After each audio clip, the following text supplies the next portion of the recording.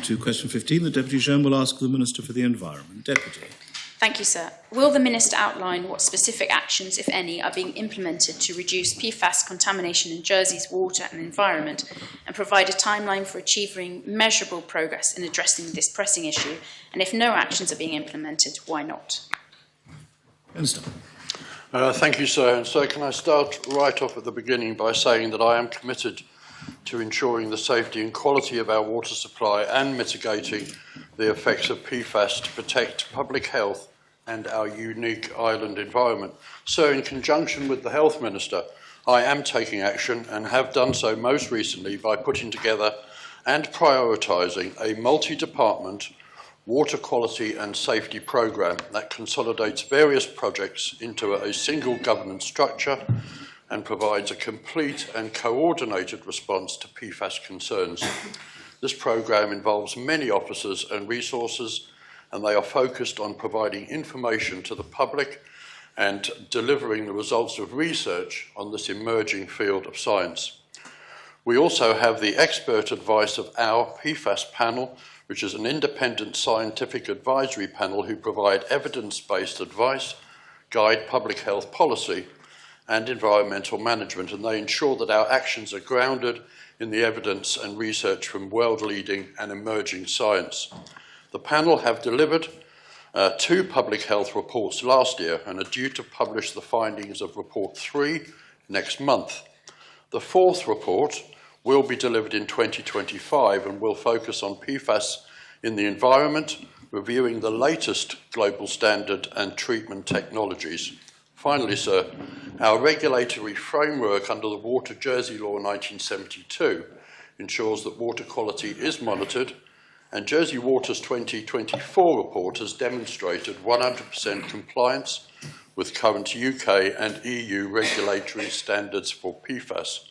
However, with the work of the panel on Report 4, I will be working towards improving regulatory specific standards in Jersey. Thank you, sir. Well, supplemental question, Deputy Jeune. Thank you, sir, and thank the Minister for his response and the actions that he has outlined. 105 islanders who have not lived in the government-tested plume area have independently tested their blood for specific firefighting foam PFAS and reported levels higher than the average in many cases by a significant margin. What is being done to verify these results and assess the full extent of the island-wide PFAS contamination? Thank you, sir. As I've said, we've had 2 reports. We're having a 3rd on public health. We're working with those people who have been tested originally on how we can help them at the hospital with advice and treatment. And of course, as the Deputy raises, certain people have had their blood tested outside of the plume area. The decision was taken by myself and the Health Minister that we didn't see any point in asking those people to be retested under our own regime. We accepted their results. And we're moving forward to seeing, as a result of the hydrological survey, which I didn't have time to mention in my original response, but I will do now. We've been conducting recently a hydrological survey over the last 12 months. The outcomes of that will be published in the coming weeks, and that is a survey looking at the way groundwater is moving underneath the ground and how other people may have been affected. And I can say to the Deputy that we're doing all we can to solve these problems and to see what we can do to make them better. But I accept that there are people outside of the plume area who have had their bloods tested themselves. Some results are showing levels above the standards we would wish to see, and we want to understand better how those results may have been achieved. Certainly the 4th report of PFAS in the environment will help us to do that as well. Deputy Wall. Thank you, sir. My question's just been asked. Deputy Renouf. So could the Minister comment on the potential impact of PFAS, if any, on agriculture and farming in particular, because of either the use of pesticides, which might have PFAS in them, or the spraying of crops with PFAS-contaminated water? Yes, sir. If the Deputy had asked me this question 72 hours ago, I wouldn't have had an answer for him. But it has appeared over the weekend that an information request was put in, and the answer was, is there PFAS in agricultural sprays, horticultural sprays?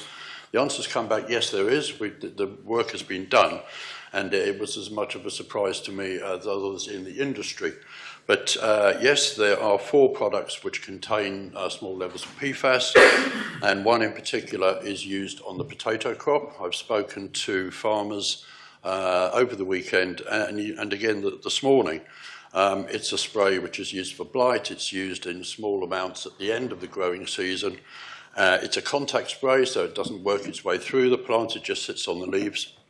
But nevertheless, it is a spray which contains PFAS, and my initial discussions with the industry have focused around how we can find an alternative and take it out of use just as soon as possible. Supplemental question, Deputy Jeune. Yes, and on the subject of irrigation water being used on crops, or not necessarily irrigation water, but water, the fact that water in the soil has PFAS in it, is there a concern about that in terms of root crops or other crops? There's not a concern as such. I'm aware that the water from, for example, the Sim or sandpit is not used to irrigate crops. And while I say there's not a concern, that doesn't mean to say that I'm not looking into the subject. The hydrological survey, which I mentioned previously, the results of which will come out, will help inform us as to how much PFAS is moving around under the ground. And the other thing I can say to the Deputy is part of the ongoing work of the PFAS group will be to look at foods grown on the island, and certainly potatoes, to assure the public that levels of PFAS in potatoes that are exported don't exceed any acceptable limits. I have Deputy Moore, then Deputy Gardner, then final supplementary. No other questions? Deputy Moore. Thank you, sir. The Minister mentioned in his first answer that he intends to bring forward regulatory standards for PFAS, our own for the island. Could he tell the Assembly when he proposes to do that? I can't say exactly when, sir, but I can say that the 4th report from the independent PFAS panel will include recommendations from the research they're doing around the globe. While we meet all the current standards, I think it would be fair to say that countries around the globe are looking to review standards, and they certainly will be coming down. I have indicated let me say, the panel are independent. I have had no contact with them other than the one thing I did was to impress upon them the need for a timely report I don't want to be waiting. I don't want to be held up. So I have asked them to report back to me on water as soon as they possibly can. Once I have their report and their recommendations, I will be sitting down to look at where those new levels might be. In the meantime, and because I don't want to waste any time on this, I'm already in discussions with Jersey Water about where those levels might be, how they might mitigate, what treatment works they would need to put in place, because members will appreciate, I'm sure, that large infrastructure projects don't happen in a matter of months. They take some years to deliver. But nevertheless, I'm working towards new regulatory standards as fast as I can. Supplementary question, Deputy. Thank you, sir. Has the Health Minister declared an interest on this matter, given his ownership, former ownership of a company relating to the potato industry and his current continuing ownership of a company that provides water filtration systems? No, he hasn't, sir, and I can't think of any way that he would be conflicted in that way. Deputy Gardner. Thank you, sir. My question is followed the response that 105 examples were accepted and people is taking care. Would the Minister advise if it's any consideration was given together with the Health Minister to do wider sample to establish concentration of PFAS across the population? As I said, sir, we have had 2 rounds of blood testing, if you like. The first one from our residents who live in the plume, and then another private round of blood tests was also taken from people who live outside of the plume. The Minister and I spoke about whether we wanted those people to be retested. We couldn't see any point in that. So what we've done is accepted their levels. The third report from the PFAS panel will help us, will guide us in that. But it's not, I have to say to members, it's not just water, it's not just drinking water that might put PFAS through water ingestion into your body. There are other things as well. The fourth report from the panel will start to look at other ways of PFAS entering your body. There are many different ways.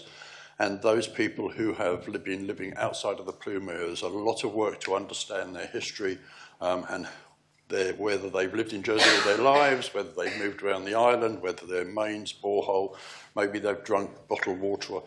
The type of food you eat, everything can have an effect. There's a lot of work to do to understand how PFAS is ingested into your body. So all I can say to the Deputy is work is ongoing and we hope to have those answers in the future. Supplemental question, then. Thank you. So if I understood correct, and I would ask Minister to correct me, so the results for the people who lived outside of the area would be categorized, and according to this, might other groups of the population will be offered by the government blood testing to establish if there is a concentration of the PFAS with them as well? So all I can say is we will continue to work with all these people. Many of them turn up to regular meetings, not only with myself and the Health Minister, but with officers and also independently with the panel, without any politicians or civil servants present. Lots of work's going on. We want to understand these problems just as much as anybody else does, but there is more science needed to understand how people who may not live anywhere near the plume area may have elevated levels of PFAS in their blood. Final supplementary, Deputy Jeune. Thank you, sir. Following the very recent ruling by the European Court of Human Rights that failures by governments and businesses to address pollution amounts to human rights violation, the Minister just explained that he will revisit Jersey's current legislative framework to tackle PFAS, but also, hopefully, other pollution and contamination effectively. Could the Minister advise further what new environmental laws or regulations he is looking at to address these issues? And does he have the necessary resources to do this work effectively?